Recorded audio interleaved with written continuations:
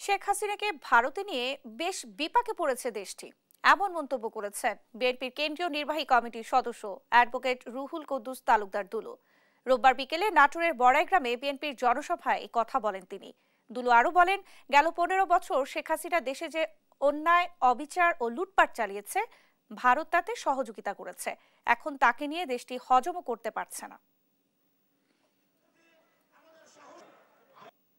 এই 15 বছর শেখ হাসিনা যে অন্যায়, যে অবিচার বাংলাদেশের মাটিতে করেছে, যে লুটপাট করেছে, যে লুটপাটের সহযোগিতা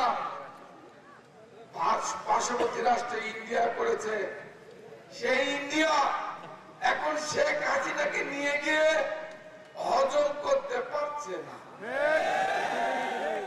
এবং শেখ হাসিনার এমন গন্ধ শুরু হয়েছে, পচে এই গন্ধ এখন উগলাতে পারতেছে না, বমি করতেও পারতেছে না, এই অবস্থার মধ্যে পড়ে গেছে।